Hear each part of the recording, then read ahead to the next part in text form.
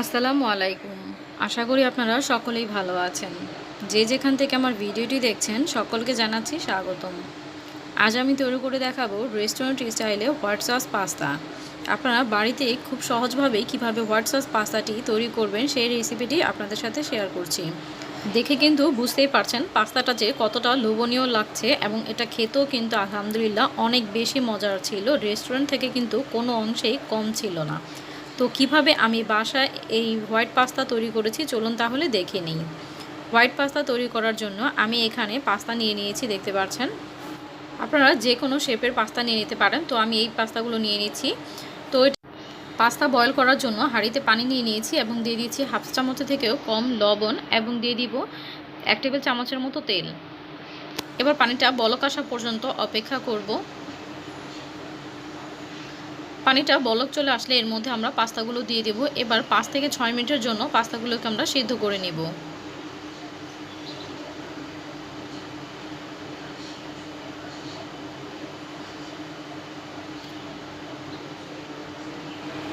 পাঁচ থেকে 7 মিনিটের মতো সেদ্ধ করে নিলেই কিন্তু পাস্তাটা খুব ভালো করে সেদ্ধ হয়ে যাবে। তো পাস্তাটা সেদ্ধ হয়েছে আপনারা কিভাবে বুঝবেন, আমি একটি তুলে দেখাচ্ছি যে আপনাদেরকে।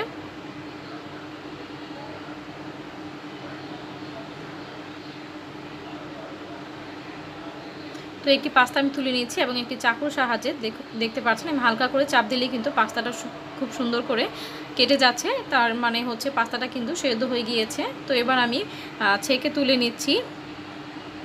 একটি ছাঁকনির সাহায্যে পাস্তাগুলো তুলে নিচ্ছি। পাস্তাগুলো কিন্তু সেদ্ধ করার পর কিন্তু ধোয়া যাবে না, তাহলে পাস্তার টেস্টটা নষ্ট হয়ে যাবে। তো সবগুলো আমি ছেঁকে তুলে নিয়েছি। এবার আমি একটি ফ্রাই প্যান বসিয়ে দিয়েছি। এখন এর মধ্যে আমি দিয়ে দিচ্ছি 2 টেবিল চামচের মতো দিয়ে দিচ্ছি বাটার।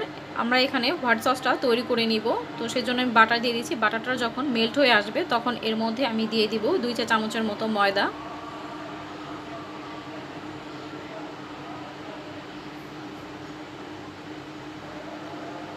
তো ময়দাটাকে আমি বাটারের সাথে খুব ভালো করে মিক্স করে ভেজে নিব। যখন বাটার আর ময়দা একসাথে ভেজে নেবেন তখন কিন্তু এর ভেতর থেকে খুব সুন্দর একটি স্মেল আসবে। তো দেখতে পাচ্ছেন আমি কিন্তু চুলার আঁচটা কিন্তু কমানো আছে, হাই হিটে রাখা যাবে না। মাঝারি আঁচে রেখে আমি ময়দা এবং বাটারটাকে খুব ভালো করে ভেজে নেব।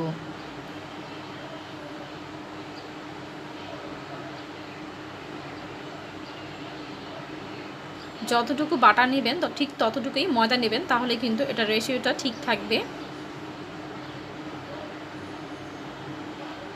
তো যখন খুব ভালো করে ভাজা হয়ে যাবে তখন এর মধ্যে আমি 1 কাপ দুধ দিয়ে দিচ্ছি এবং দুধ দিয়ে অনবরত নাড়াচাড়া করে নিয়েছি যেন দলা পেকে না যায়। তো আমি একটি হ্যান্ড উইক্সের সাহায্যে নাড়াচাড়া করে নিয়েছি, দেখতে পাচ্ছেন।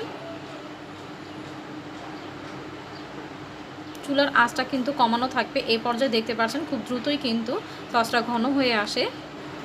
ভালো করে যখন মিক্স করা হয়ে যাবে তখন এর মধ্যে আমি আরও 2 কাপ গরুর দুধ দিয়ে দিব। প্রথমে 1 কাপ দুধ দিয়ে দিয়েছি এবং পরবর্তীতে আমি আরও 1 কাপ দুধ অ্যাড করেছি। তো দেখতে পাচ্ছেন খুব ভালো করে কিন্তু মিক্স করে নিয়েছি, কোনো দলা থাকা যাবে না, যেন দলা পেকে না যায়, সেজন্য কিন্তু অনবরত এইভাবে নাড়াচাড়া করে নিতে হবে। এখন আমি এর মধ্যে দিয়ে দিব 1 চা চামচ টালা শুকনো মরিচের গুঁড়ো, দিয়ে দিব হাফ চা চামচ কালো গোলমরিচের গুঁড়ো, দিয়ে দিব কিছুটা অরিগানো, দিয়ে খুব ভালো করে মিক্স করে নিব।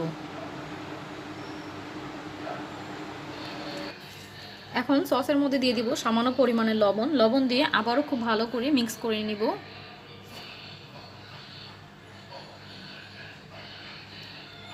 এবার সসটা যে পুরোপুরি তৈরি হয়ে গিয়েছে সেটা কিভাবে বুঝবেন দেখিয়ে দিচ্ছি। একটি চামচের সাহায্যে এভাবে নাড়াচাড়া করে দেখবেন চামচের পেছনের অংশটা সসটা যদি গড়িয়ে দ্রুত পড়ে না যায় তাহলে বুঝতে হবে যে সসটা তৈরি হয়ে গেছে। দেখতে পাচ্ছেন সসটা কিন্তু পড়ে যাচ্ছে না, চামচের গায়ে লেগে আছে।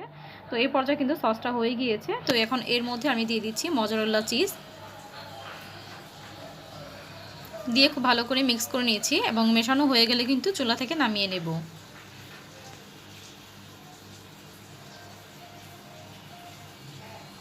এবার আমরা কিছুটা সবজি অ্যাড করব। তো তার জন্য আমি চুলায় আরেকটি ফ্রাই প্যান বসিয়ে দিয়ে দিচ্ছি এবং দিয়ে দিচ্ছি সামান্য পরিমাণে তেল এবং দিয়ে দিচ্ছি পেঁয়াজ কিউব করে কেটে রাখা। আমি এখানে পেঁয়াজগুলোকে কিউব করে কেটে নিয়েছি। তো পেঁয়াজ দিয়ে দিচ্ছি এবং দিয়ে দিচ্ছি গাজর। কিভাবে কেটে নিয়েছি আপনারা কিন্তু লক্ষ্য করলেই বুঝতে পারবেন। তো তো হালকা করে একটু ভেজে নিয়েছি এবং দিয়ে দিচ্ছি রসুন কুচি।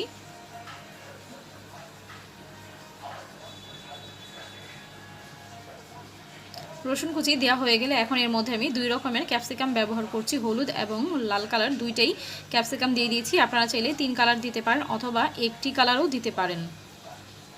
দিয়ে দিচ্ছি সামান্য পরিমাণে লবণ, কালো গোলমরিচের গুঁড়ো দিয়ে দিচ্ছি 1/2 চা চামচ, দিয়ে খুব ভালো করে মিক্স করে নিচ্ছি।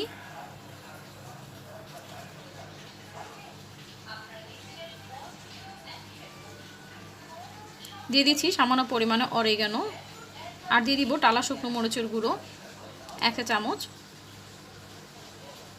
দিয়ে আবারও খুব ভালো করে মিক্স করে নিব।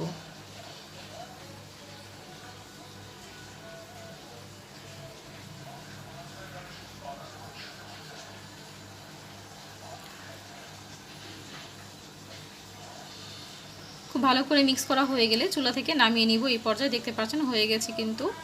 তো অন্যদিকে আমি আবারও চুলার মধ্যে হোয়াইট সসটা বসিয়ে দিয়েছি। এখন এর মধ্যে আমরা আগে থেকে যে সিদ্ধ করে রাখা পাস্তাগুলো ছিল সেই পাস্তাগুলো দিয়ে দিচ্ছি।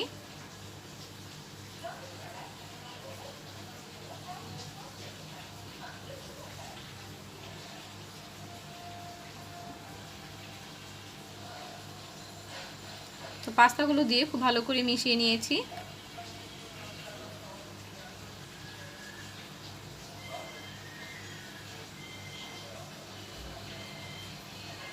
এবার আমরা যে ভেজিটেবলগুলো ভেজে রেখেছিলাম সেগুলো দিয়ে দিচ্ছি। এবার সমস্ত উপকরণগুলো একসাথে খুব ভালো করে মিশিয়ে নিলে কিন্তু হোয়াইট সসটি তৈরি হয়ে যাবে।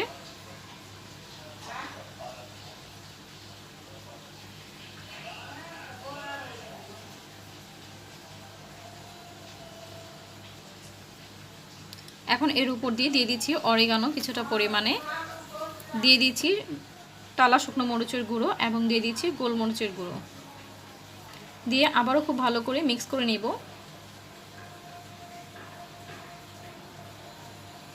এবং নামানোর আগে এর মধ্যে আমি দিয়ে দিব মোজারেলা চিজ।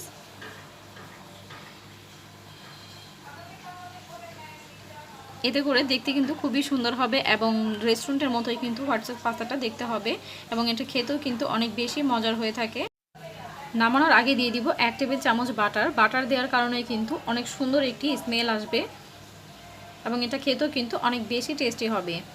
তো এবার আমি চুলা থেকে নামিয়ে নিচ্ছি, নামিয়ে পরিবেশন করে নিচ্ছি এবং আপনারা কিন্তু দেখে বুঝতেই পারছেন এটা যে কতটা মজার হয়েছে এবং দেখতেও কিন্তু অনেক লোভনীয় হয়েছে।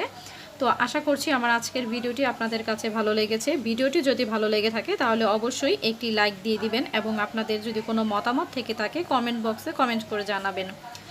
ভিডিওটি আপনাদের ফ্রেন্ড অ্যান্ড ফ্যামিলিকে শেয়ার করে দিয়ে সকলকে দেখার সুযোগ করে দিবেন। আমার চ্যানেলে যারা নতুন আছেন তারা অবশ্যই চ্যানেলটিকে সাবস্ক্রাইব করে বেল আইকনটি বাজিয়ে দিবেন যেন আমি ভিডিও আপলোড করার সাথে সাথে সবার আগে নোটিফিকেশন পেয়ে যান। আর যারা অলরেডি আমার চ্যানেলটিকে সাবস্ক্রাইব করে রেখেছেন তাদেরকে অসংখ্য ধন্যবাদ। আবারও হাজির হব মজার মজার রেসিপি নিয়ে। আজ এ পর্যন্তই। আল্লাহ হাফেজ।